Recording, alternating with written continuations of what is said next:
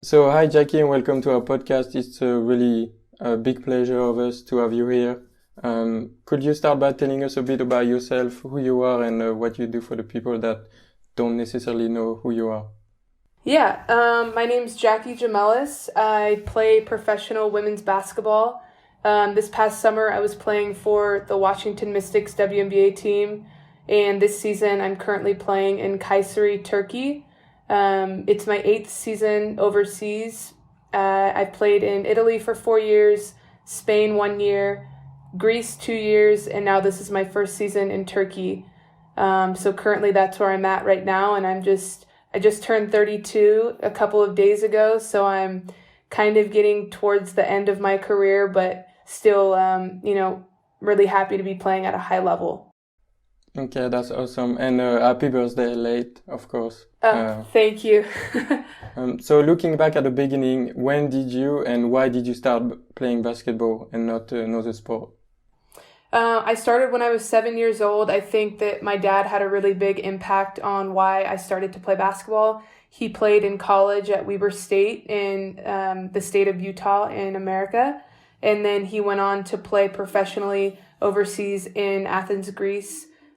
He's from Greece and I'm half Greek, so I have a passport. I play here in Europe as a European player, not an American player, even though I was born in America. But I think I chose basketball because my dad had a really big impact on that. I really loved in Europe football and in America soccer. This was a serious sport for me too when I was younger, but I think my dad was so big on basketball and I developed the same love for the game just like he did. So that's ultimately why I chose to play basketball. Okay, that sounds good. And so you talk a bit about like soccer, but did you play as well soccer when you were younger or only basketball? Yes, I played serious both sports, soccer and basketball. And then when I got to high school, I had to choose between which sport. I was really good in both. I enjoyed soccer a lot, but I think that I felt like I loved basketball more than I loved soccer. So I had more of the passion to choose to play basketball. So that's what I ended up doing. Okay. So I guess like it was a good choice for you looking back at it right now. So Yeah, I think it was a good move for me. So when did you know that you wanted to become like a professional player? Did it come like straight from high school or before? I think it started in 7th grade, which would have made me like 12 years old, somewhere around here. I was getting a big reputation in my state. I'm from California, and they were saying I was becoming one of the best 7th graders in the state of California. So I think in that moment, I said to myself, wow, I'm really good at this. Maybe this is something that I can do. I can be in the WNBA. I can play professional. So I think that in 7th grade is when I realized I could have a big career playing basketball. Okay, so that was pretty young, to be honest. Yeah. For sure. Yeah, it was young. I started receiving like recognition and letters from colleges when I was in 6th grade, which is very young. So, you're only like 11 years old at this time. So I knew at a young age. For sure. So you had a really good high school career and you were like one of the best players in the country. To name a few of your accomplishment awards, you were named like 2016 McDonald's All-American, 2006, WCA All-American, 2006 National Player of the Year. And after receiving all of these awards, did you feel any pressure like going to college that you had to perform? Or I think for me, at that moment, before I had my knee injuries, you have a certain mindset when you're at the top, and when in my age group, I was at the top of my age group, and players like that don't really feel so much pressure because they're so used to the pressure. So it was more, I was very young-minded and kind of a little bit arrogant at the time. So Okay. I didn't feel like I had so much pressure on me because I knew I was going to be on. As soon as I step on the floor, I would be the best player on the floor. This was my mentality. It was my mindset. at the time. It's not like that anymore. But I was young and I didn't understand so much. So after I got injured, I started to feel a lot of pressure after that. Okay, but I mean, also it makes sense when you're young and you get all of this award and all of these people like telling you how good you are. Of course, like you don't have maybe that experience or like maturity to be like, wait a minute a bit and see the thing differently. Exactly. So you say that early on you already got contacted by college, and I know that you committed to UConn like pretty young. So was going to college like was something you always had in your mind when you were young too? Yeah, I think every young basketball player, you grow up and you watch the University of Connecticut, you watch UConn, and you say, okay, Diana Taurasi is there, Sue Bird is there, Swin Cash is there, all these amazing players are there, and they win national championships. They go there and they win everything, and that's every young player's dream. Of course you want to go there, you want to play there, you want to be the next Diana Taurasi, you want to play for Gino Auriemma. So for me, this was my dream, and when I was 15 years old, I had the opportunity to make a verbal commitment to Gino, and I did. But it was also a very young decision. Of course. Connecticut is on the other side of the United States. I was very close with my family, and they were at every practice of mine, every game of mine.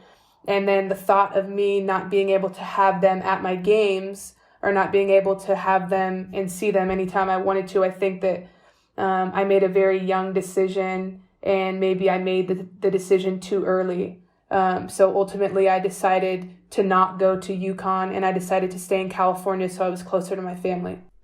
Yeah, so you then went like to University of Southern California. Yeah. But you had your like first like knee injury in high school, like at the end of your senior year, and then you had other several knee injury, but I want to talk about it a bit later. So you only made your college debut in 2010, if I'm right. So overall, in what way did your college year impacted you as a player, but also as a person?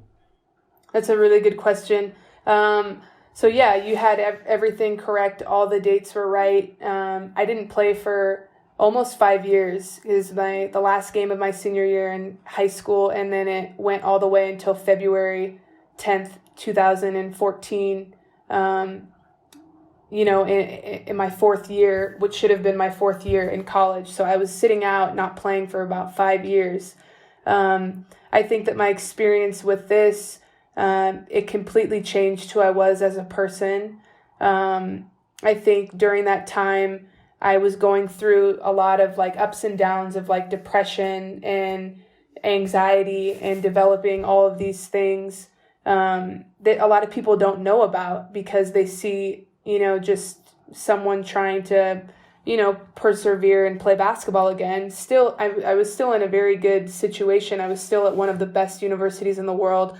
I was still getting my education.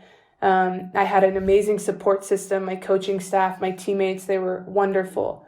But me, I was battling with something internally.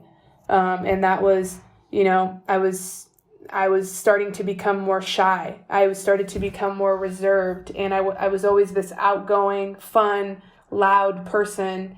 And then when these injuries happened, I kind of became in a shell, and I got very insecure with myself, because I never knew if I was going to be able to play basketball again. I didn't know if I was going to be the best again, because I never accepted anything less. I always wanted to be the best in everything that I do. I was very competitive. So I had these worries inside.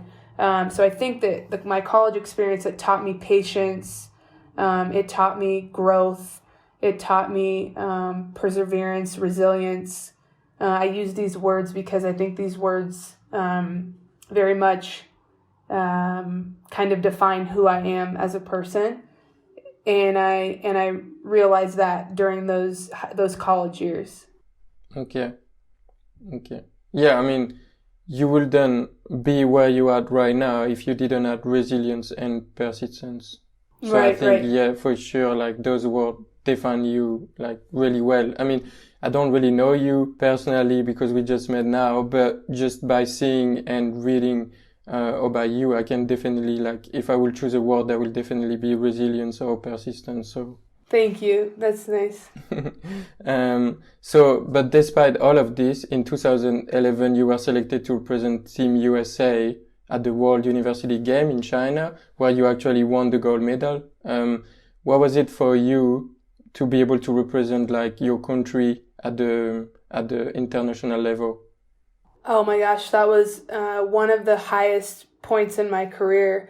Just to be able to get back on such an elite level like that after being injured for so long, and always having that fear of not being good, to be invited to that camp and then to make the team and then to go to China and then to win a gold medal. It was just like, it was incredible. My teammates were Skylar Diggins, Elena Deladon, Nneka and Chinea Gumake, just the list goes on. It's just a list of incredible players.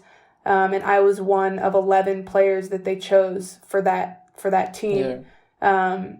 And it was amazing. It was one of the highest points in my career.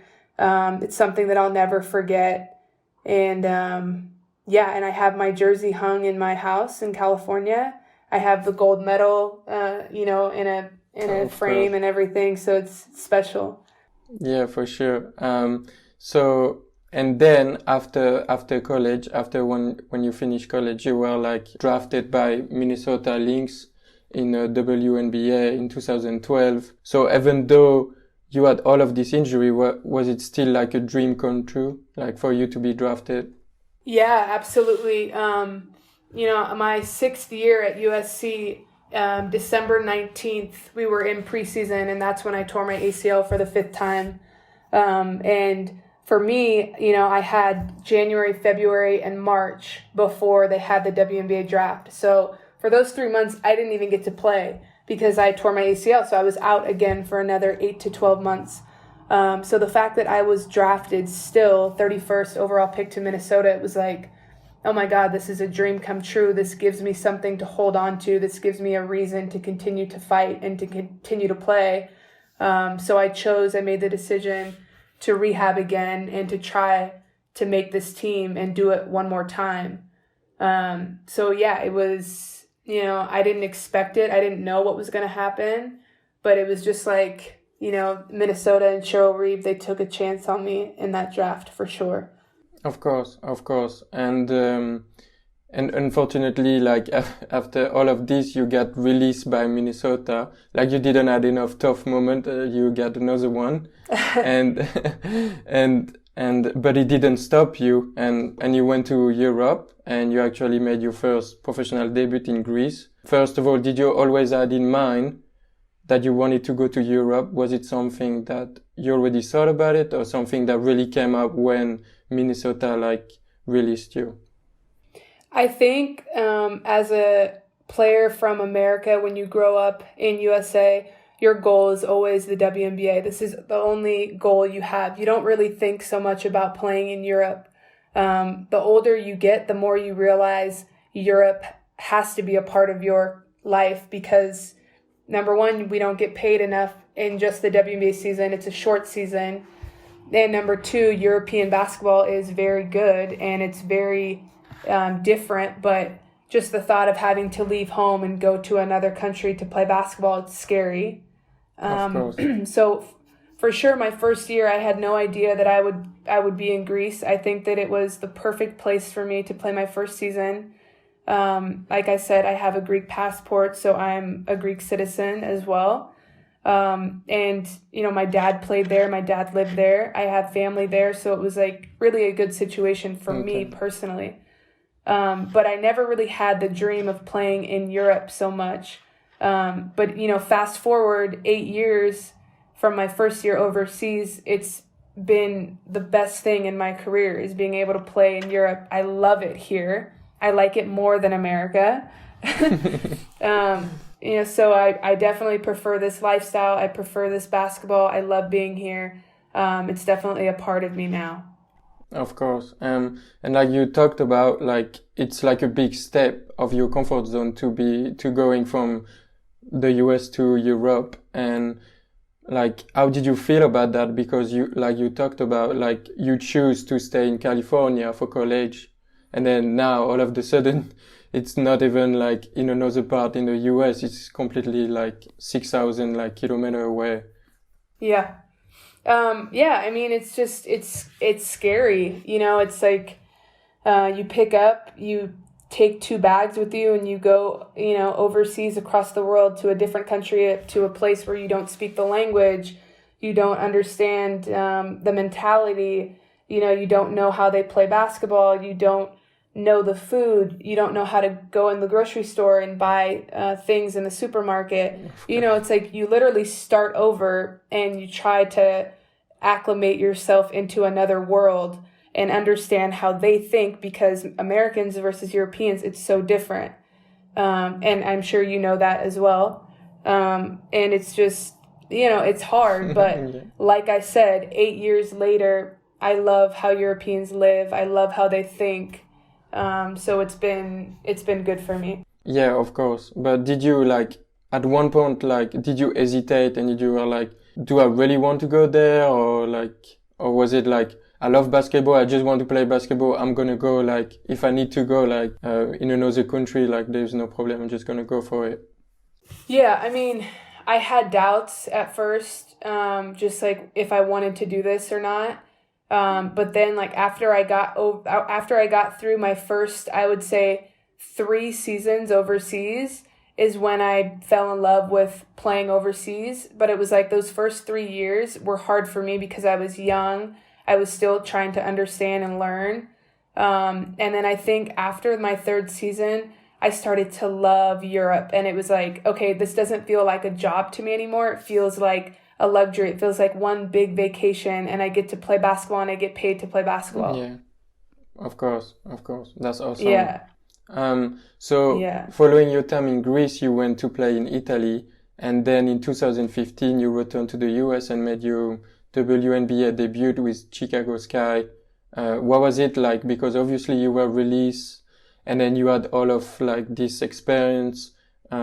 So how was it for you? Was it like a dream for you to be able to make your debut in WNBA?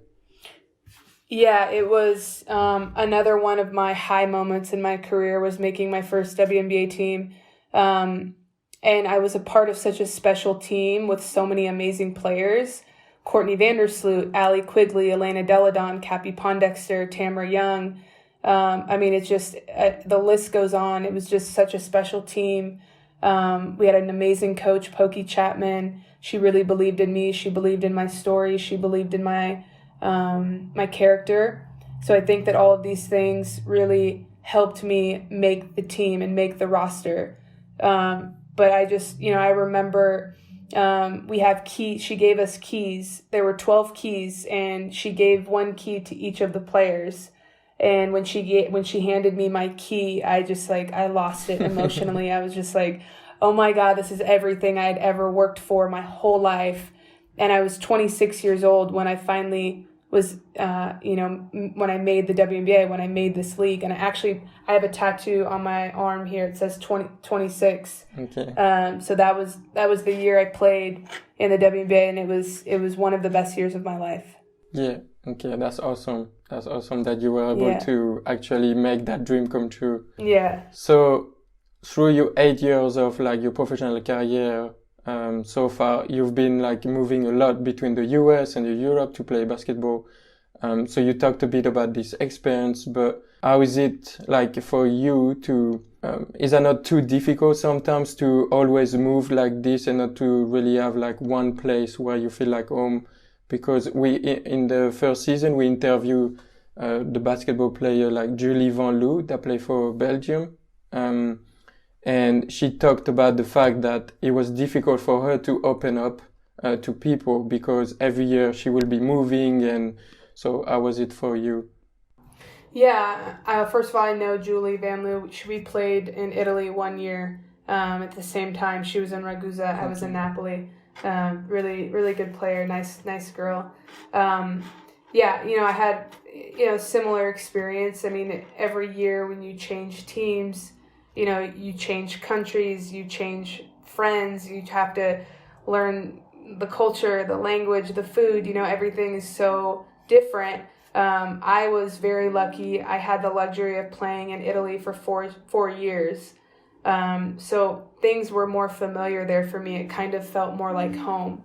But yeah, I mean, it's true. Like, this is my first year in Turkey, and I didn't know anyone on the team. I didn't know, anything about the country. I'm in a city where it's, there's not a lot to do. No one speaks English here. So like, yeah, it sucks. It's scary. It's hard. Especially, I'm 32 years old now, and like, it gets harder as you get older because, you just want it to be easy. You want it to feel natural, but it's, you don't, for sure in Turkey, it's way different than any other country that I've been to. Amazing country. The people are so nice. And I'm very open to new cultures, but it's also very exhausting, and it's hard to like make friends, especially when like the Turkish girls don't speak very good English. They try so hard and they're so nice. But it's just a language barrier, and same with the coach, he doesn't speak, perfect English, so it's hard to communicate. But this is just kind of what you deal with, and this is what you have to accept in our sport, in what we do. Of course. And yeah, you talked about the fact that it's like difficult, and the thing is like you're reminded of it every day, because just the simple thing of going to do food shopping, like you don't really like necessarily like understand what is this, like what food am I getting, or just to talk to the person, like once you have like just a small like issue, that is something that you don't think about. But yeah, exactly. But if you have been doing that for 8 years, I'm sure there is a lot of like a good point as well. What are the best part of moving from the US to Europe, and also meeting these new people and then discovering this new culture? Yeah, so like my experience overall, it's way more positive than negative. I mean, I love the fact that I have so many different friends around the world. I've met so many different people in all of the countries that I played in. And, I have one of my best friends, she's from Slovenia.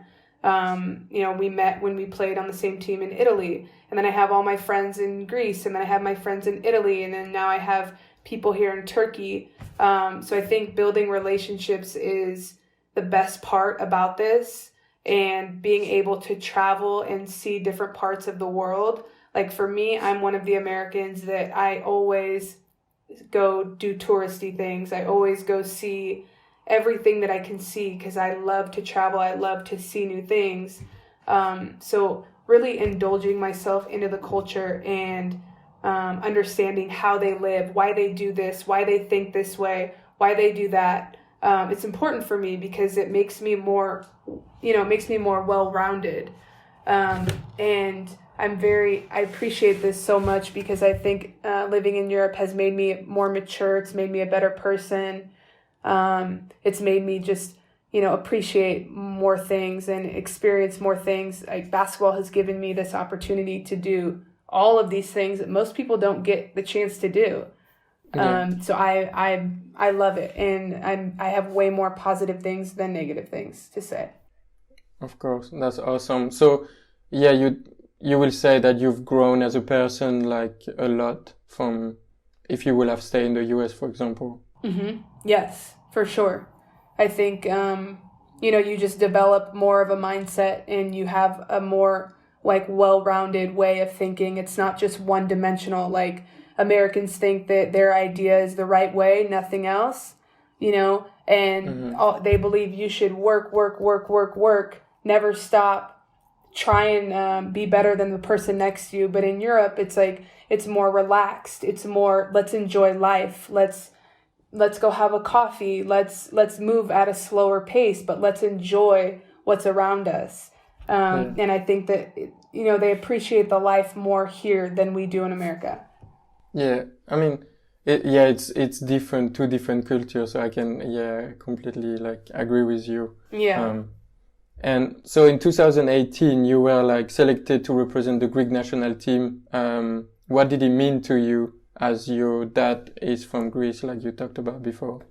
Yeah, I think you're highlighting all of like the top moments in my career. And this is one of them. Just like being able to put on that uniform and represent Greece. It was like so meaningful to my family, to all of my Greek family, especially my dad. It just, it was different than putting on my USA uniform. I think when you put on that USA uniform, it's more like, okay, I'm like one of the best players in the world. But then when you put on this like Hellas Greek uniform, it's like you have pride to be putting this jersey on. Yeah. And it's like you're playing for a country, even though you're from America, but you're representing the Greeks. And they always say to me, like, we consider you Greek because you have royal blood. This is what they say to me, as they're Greek and I'm American. And they accept me because I have this blood, And for me, like, it gives me the chills because I'm like, this is just so incredible. Like, I've played for 2 different countries. I'm representing everything that my dad's side, they live for, and it's just, like, I loved it. It was great. Of course. So is it like a goal for you to represent Greece again if the opportunities come?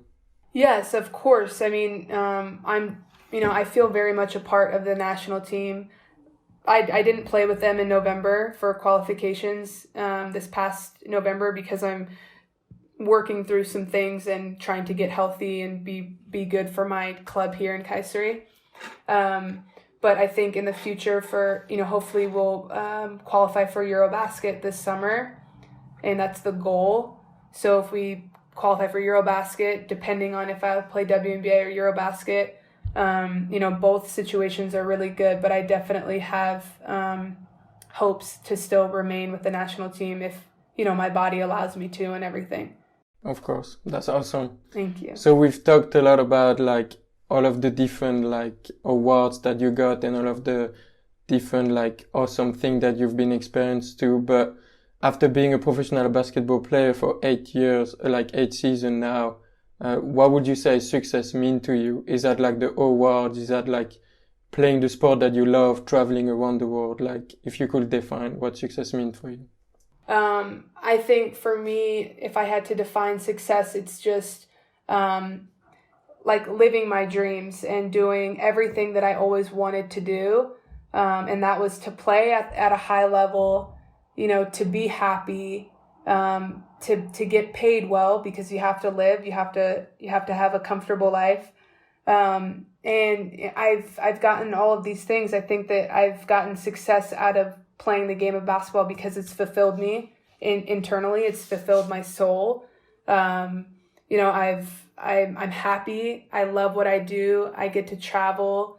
And I'm playing at a high level, and a lot of people didn't think I would be able to play at a high level after all of my knee injuries. So, this is success for me, for sure. Okay, awesome. And we talked about different peak in your career and high moment, but if you could pick one of your favorite memory, what will it be? I think one of my favorite memories was playing in the WNBA this past summer in the bubble. I think that it was such a unique season, and it was a very condensed season. A lot of people didn't think it was going to be possible. It was going to happen. We were representing, an issue that was not only basketball, but an issue in the life in America, and that's like the social injustice. And of course, I think that the WNBA made a huge, took a huge stand and really represented the United States very well. And we did our part in kind of trying to help the situation and shedding light onto the situation, whether people agreed with it or not. It was very special to be a part of one group that all had the same idea, all had the same mindset, and they wanted to do something collectively. And I think you never see one league where everyone is on the same page. There's always people that feel differently, and we were all together standing in one big group, and we decided to boycott 2 of our games just for this situation. And it was very special to be a part of, and it gives me like the chills thinking about it, and just like being in that moment and being a part of something so amazing. And then also playing in the WNBA, actually playing, getting playing time, playing against my favorite player ever of all time, Diana Taurasi. Like, it was just like, I couldn't have asked for a better summer and experience. So that was my highlight for sure. Okay, that's awesome. Yeah, and I saw that picture that you had on your Instagram with Danny, I think. So that's really cool. Yeah, for sure. Yeah. So something that we like talked a lot in our podcast as well is also like the toughest challenges that you had to face during your career. So we talked a bit about your knee injury, but you first got injured like at the end of your high school senior year. So you were really young. So how did you really react to that injury, and how did you overcome that first challenge? I think that, I was so young, and I had never been, the game of basketball was never taken away from me. And, you just kind of go through like your young years, just, injuries aren't really a part of your career because you're young and it's okay and everything is easy. And then when I had that first injury, and it was the first time in my life where basketball was taken away from me and I had to sit and watch from the sidelines, I think that I reacted really badly, and I was very devastated because all I wanted to do was play basketball. I didn't care about school. I just did the bare minimum, make grades so that I could play basketball. This was like my mindset. I hated school. All I wanted to do was play basketball. So I was, I had this type of mentality. So I was just very sad and like depressed, and I was young, so I was still eating the same ways that I always ate my whole life. And I gained a lot of weight my first year at USC. I gained like 25 pounds, which is like 12, 13, 14 kilos, something like this. Like, I put on a lot of weight because I still had the same idea, the same way of living, but I wasn't playing anymore. So I needed to adjust. I needed to make changes. So I think that I reacted very badly, but I knew that all I wanted to do was play basketball again. So it was like, okay, like get over this, get through this so that I could get on the court again. Okay. So your love for basketball is what like really helped you to go through this injury? Yeah, for sure. It was the love for basketball. Absolutely. Of course. So a lot of athletes do obviously go through like 1 or 2 injuries, but definitely not everyone go through like 5 knee injuries, especially not in like 6 years. So how did you manage to come back not only 1 but 5 times? He obviously like takes a lot of rehab, and so it has an impact physically but also like mentally. And I think sometimes we forgot about that mentally pain. So how did you deal with everything? Yeah, I think that looking back on everything, I think I'm really stubborn. I think I'm overly competitive. And, I think that like my passion and my love for the game of basketball, it's just really the reason why I continued to try and come back and to overcome my injury and to try and play again. I didn't feel right inside myself if I didn't at least give it a try and keep trying. And it was very difficult because a lot of doctors, a lot of physical therapists, my family, my friends, a lot of people wanted me to stop playing. They thought I was crazy. They think, stop, do something different. Yeah. And in my head, I'm like, you know what? No, like I'm going to show everyone, including myself, like this is what I want to do. This is why I feel I was born. Like I'm here on this earth to play basketball. This is what I felt. This is what I wanted to do. Fast forward now, I look back on things and I say, I think what I was meant to do was to inspire other players and to help other players have a stronger mindset of overcoming this injury. If I can do it 5 times, someone else can do it 1 time, twice, 3 times. I don't know, Of course. So it's like now I look back on it and I'm like, okay, my purpose was to inspire and to help other players. And this is what I love the most, because I would never change anything. Put it that way. I would never change anything. Of course. That's awesome. And I think like I think you already inspire other people, definitely, whether like basketball player or not, and you're definitely gonna keep inspiring other people because a story like yours, there is not a lot of them, so you definitely like inspire a lot of people, you know? Yeah, thank you. No, of course. So would you say that you learn to deal with like injury in a different way from like the first time that you got like your knee surgery and your fifth time? Because obviously you grow as well as a person. Mm-hmm. Yeah, absolutely. I think that it took me 5 times to understand how to overcome the injury. And for me, it's like the first time I made mistakes, the second time I made mistakes, the third time I made mistakes, the fourth time I made mistakes, the fifth time I was perfect. You know, Yeah. and it's like it took me so long to understand everything that had to go into it. But that was also because I had, you know, a different support system. I had a different physical therapist. I needed something different. And I had the same physical therapist, the same doctors, the same people for 4 years. Maybe my body was, you know, needed something different. And Okay. I had something different. My physical therapist, Fabrice Gautier, he's from France, and he's a big time physiotherapist / osteopath that's based in Beverly Hills. And for me, he really changed my life. He's really the reason why I'm still playing today. He changed my mentality. He changed my rehab. He changed everything. He changed the way I ate. So he put all of his energy and everything that he knew into making me come back from a fifth ACL tear and be okay. You know, and I still think till this day, if it wasn't for him, you know, I don't know where I would be. Okay. That's awesome. And I can see how humble you are as well because you always talk about other people and stuff that help you through your tough challenges. But at the end of the day, it was you decided to keep going as well, no matter if you had the right person next to you. Of course, it helped, but I think like you also have to give you credit for what you've done. Yeah, for sure. I mean, absolutely. If I didn't make the decision, then yeah, it wouldn't be possible. But I think also too, it's so important the support system that you have. Of course. You know, it makes such a difference. And I feel lucky that I had that, you know, but yes, I agree with you too. Of course. That's cool. Yeah. So did you had any like time like in your lowest moment where you wanted to give up on basketball and just be like, you know what, I'm gonna do something else and that's it?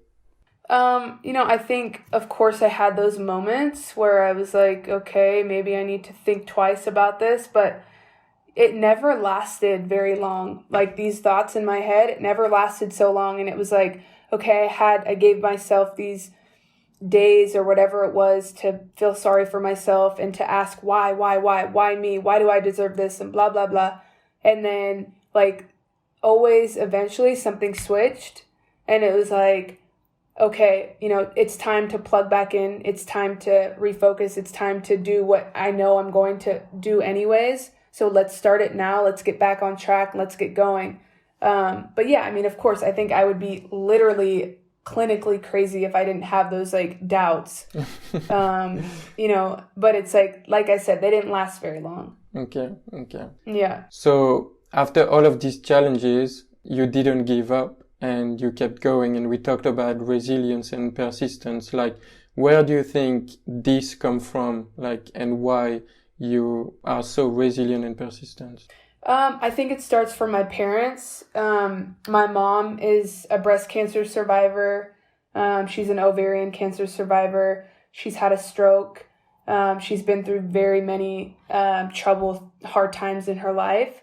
And then I have my dad who overcame prostate cancer. And Wow. he's a recovering alcoholic. He's been sober for like 37 years. So I think that I have two very special, important people, my parents in my life that kind of set the standard for me. And they taught me what it is to be strong. They taught me what it is to fight.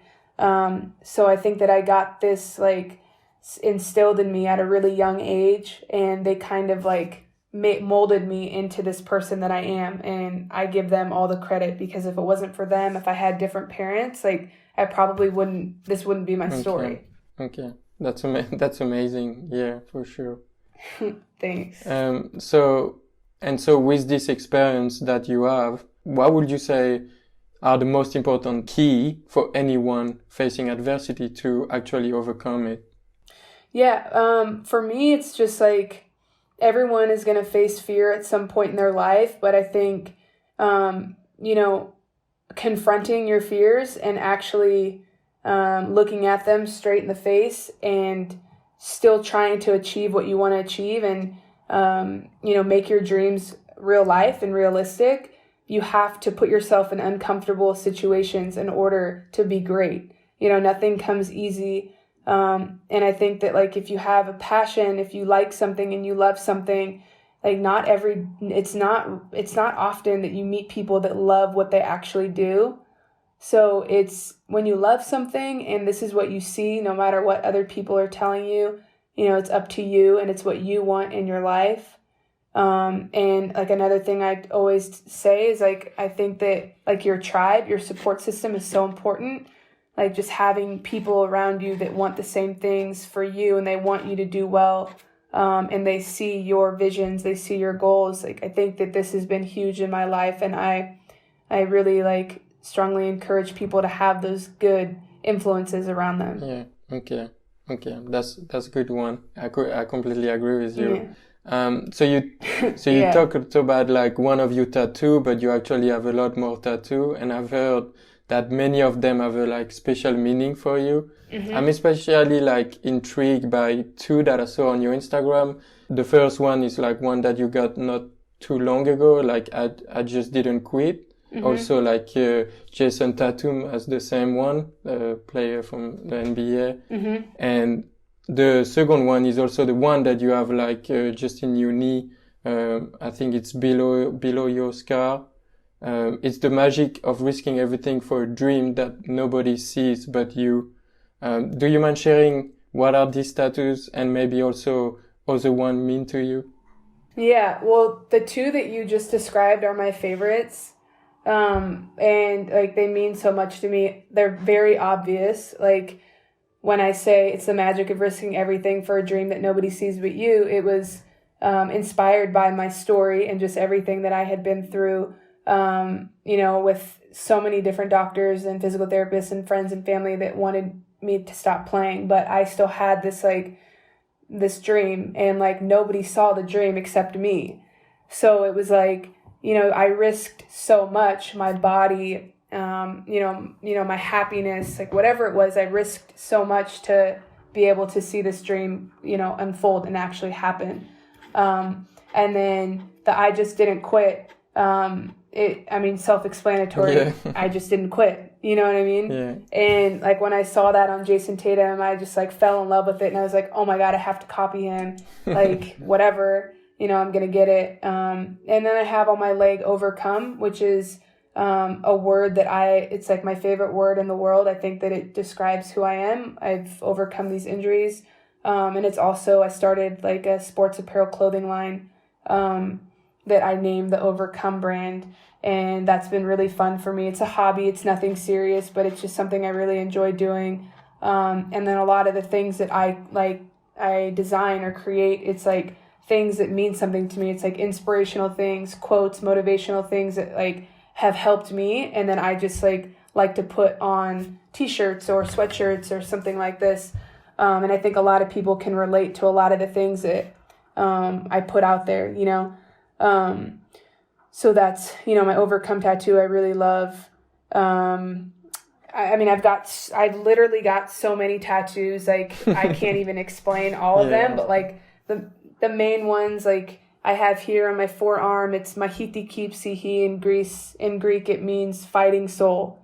So like you can understand that they all kind of have a similar meaning, a similar understanding. And this was very special to me.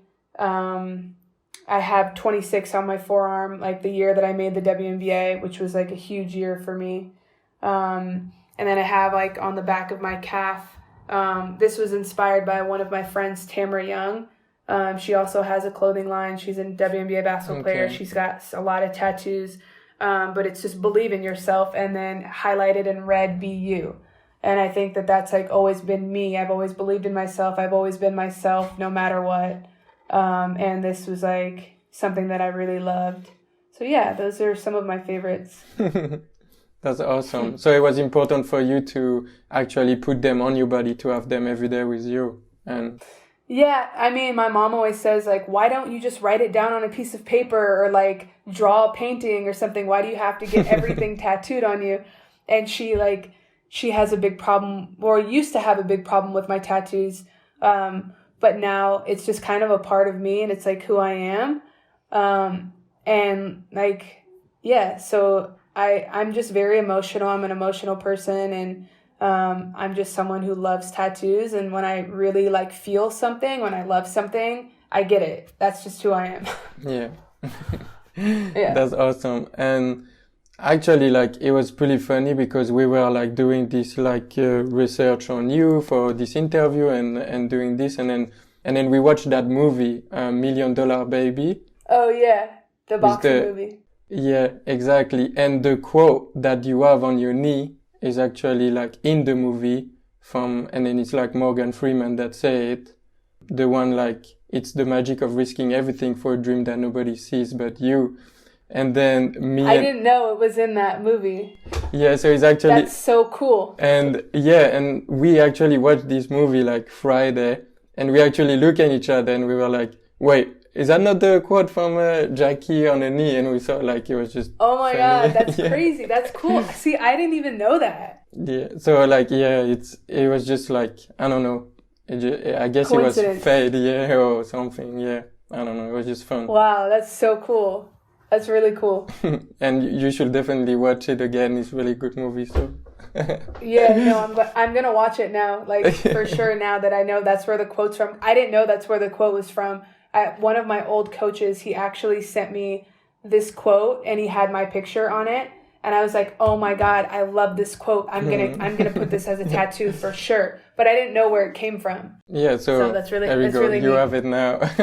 Yeah, that's really cool. So when we think about sport in general, we not only, it's not only about the physical performance, but also the mental side of it. We touch a bit about it, but what role does mental game play in basketball? Yes, the mental game. Obviously, like, for me, I think the mental game is like 90%.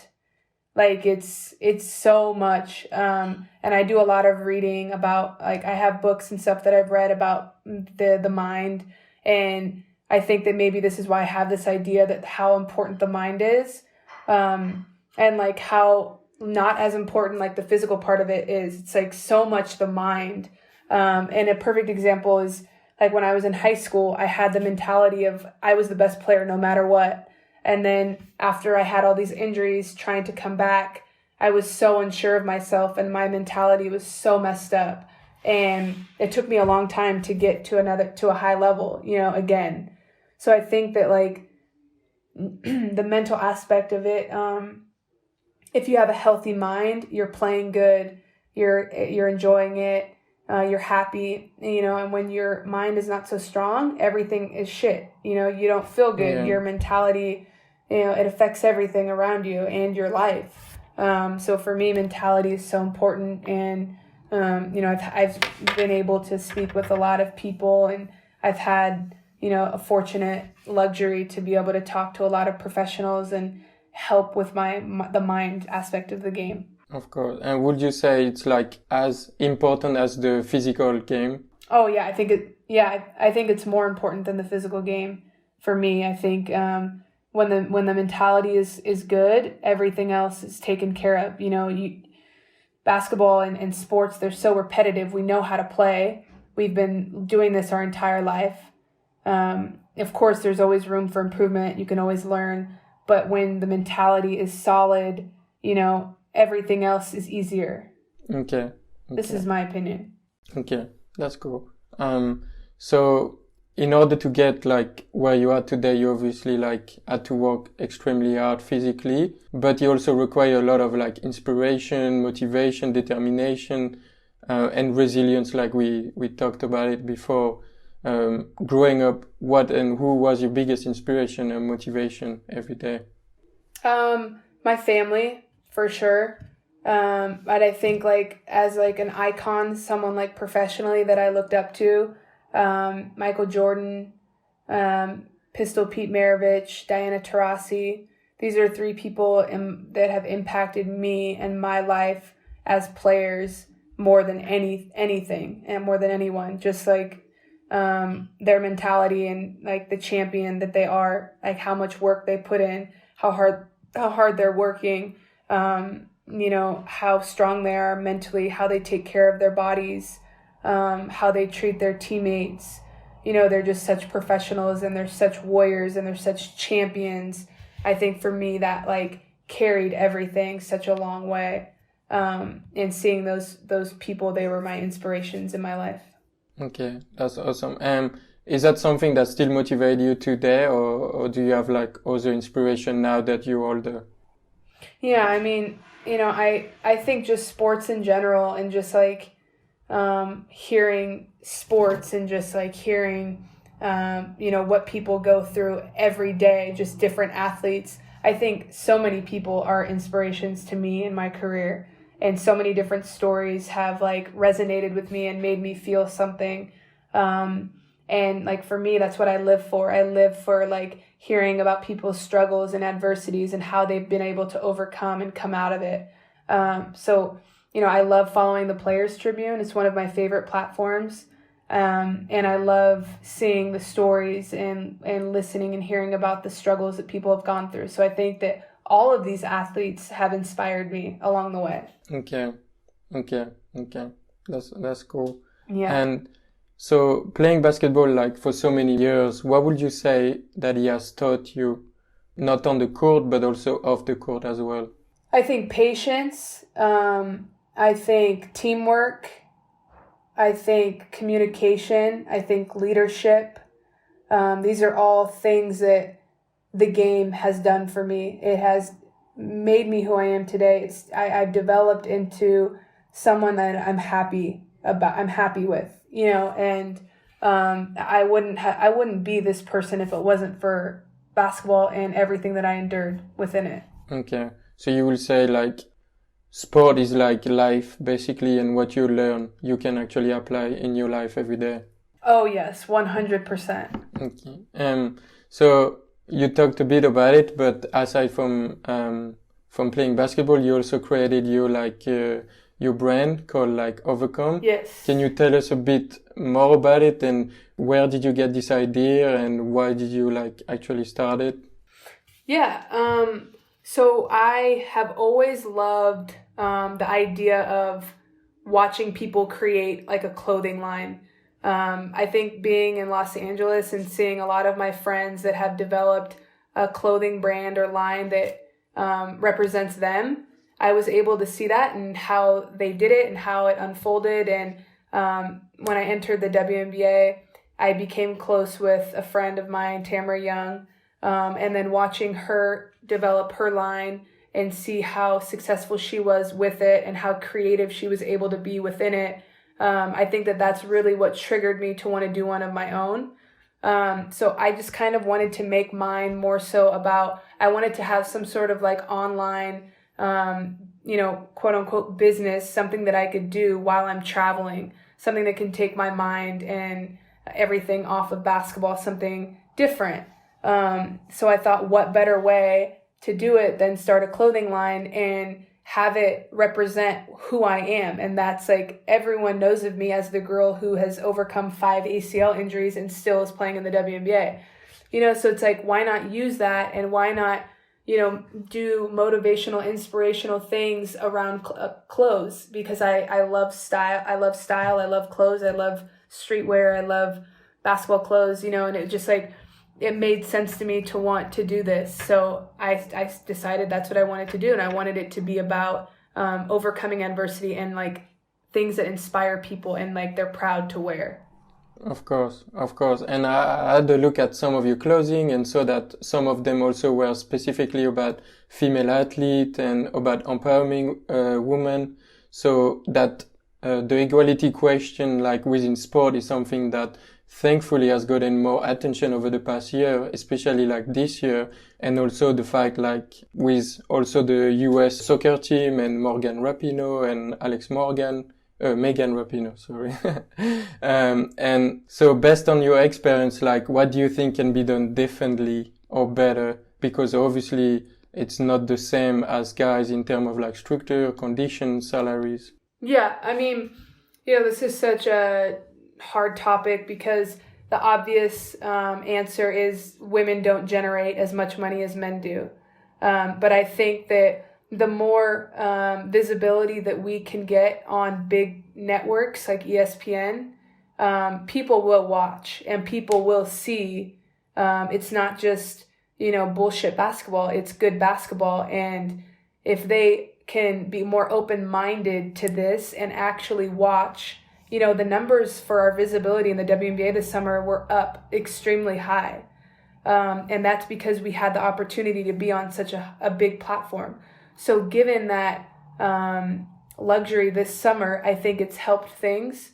I think that the support of the NBA, the support of, our men's league is huge. I think the more that it sucks because Kobe Bryant, what happened to him, it's so unfortunate because he was such a huge ally for women's basketball with his daughter. And he was really shining light on the WNBA. Someone like him that took genuine interest and genuinely supported us and wanted us to excel because he knew his daughter might be in that league someday.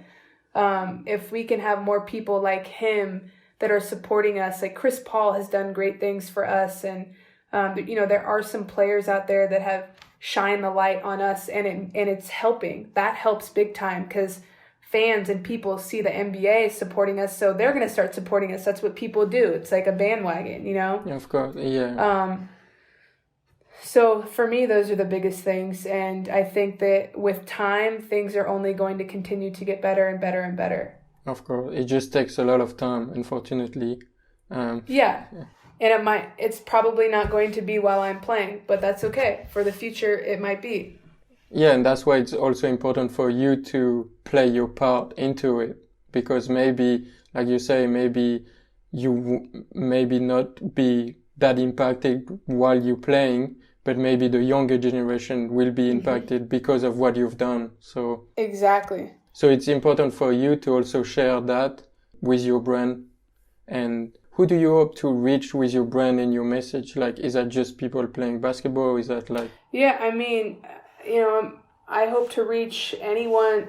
Like, I'm not just like trying to reach one specific kind of person. It's just whoever it reaches, whoever it like, people can like it, people cannot like it. But if it helps someone, if they see it and they like it and they want to represent that, they want to wear that because that's what they believe, then like that's great. I don't care if it's like young players. I don't care if it's people in my WNBA, friends. I don't care if it's NBA players. I don't care who it is. I just, it's important to me, the message that I'm spreading, and I like it. So that's what I'm doing. I'm liking it. So not everyone is going to like it, but a lot of people or some people might, they might really enjoy the inspiration. That's my goal to come out of it. Of course. That's awesome. And obviously we will put the link to your website and everything in the description of the episode so everyone can have a look at it. Yeah, that's awesome. I tore my ACL twice, so I can relate to the t-shirt ACL gang. So that's awesome. Oh, wow. Yeah. Well, then maybe I'm going to send you an ACL gang t-shirt then. Oh, that would be awesome. Yeah, you can send me your information and I'll make sure I get one to you. Oh, that's awesome. Thank you. Yeah, of course. Speaking about reaching and inspiring others, being a professional basketball player and having the platform that you have, do you see yourself as a role model for kids, but also for other people out there? I think that I'm a role model. I think that I'm a role model in a specific group. And I think that My story has impacted players and people, just like, being an example of someone who has been able to fight this and to still play at a high level. I think that's, I could be considered a role model to some people that maybe didn't give up or maybe decided to try and do it again and push for their dream just because they read about my story. So I think that, on a small level, in some ways, I'm a role model. Yeah. Yeah, for sure. And moving forward, what are your goals into like in your basketball career? Well, like I said, I'm getting a bit older now. So I've done pretty much everything I ever wanted to do, in my basketball career, my basketball life. Now it's just like enjoying and just loving it and being happy and, these kinds of things. So, there's not really anything more that I feel like I need to accomplish, which is amazing because when I do step away from the game, I'm going to feel very fulfilled and very okay with it. So, that's kind of where I'm at with it right now. Okay. And talking about the fact that you're getting older, I also saw on your Instagram that you've been vegetarian for about a year now, something like this. Yeah. Why did you change your diet and how it has impacted you?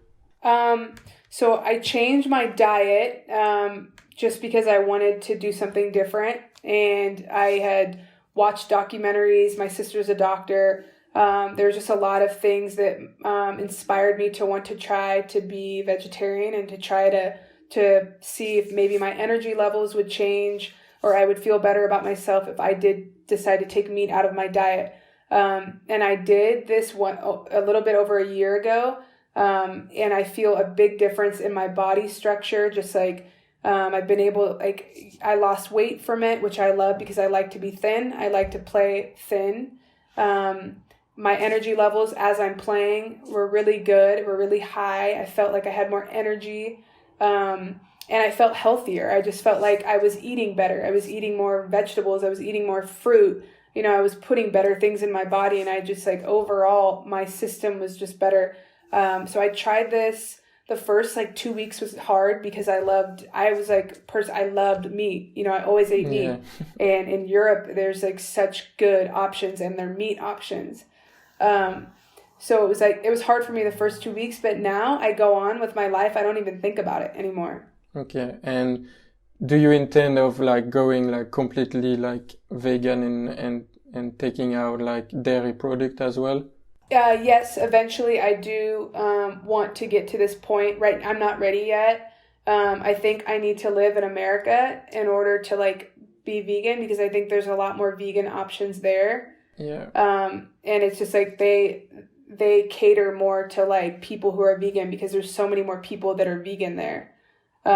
So there's just more options for that. So I think that I won't make that step until I move back home, until I'm officially at home. For sure. And I guess being a Greek must be hard to take off cheese out of your life.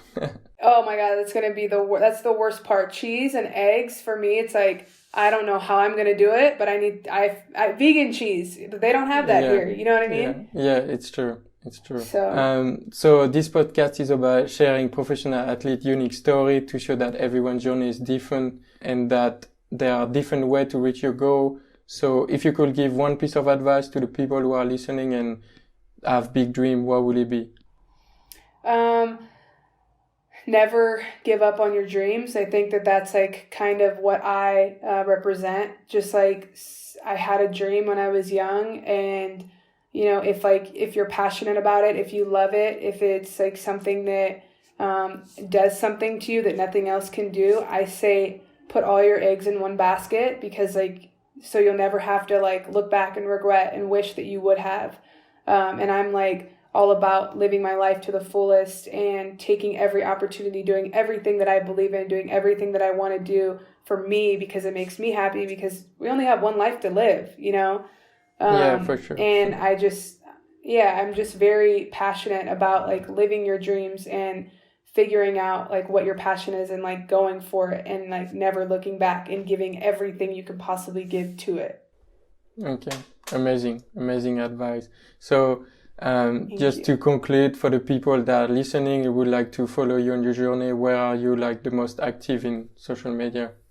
Is that Instagram? For sure, yeah, most active on Instagram, and I'm really starting to like get more active on Twitter. I Yeah. love Twitter Okay.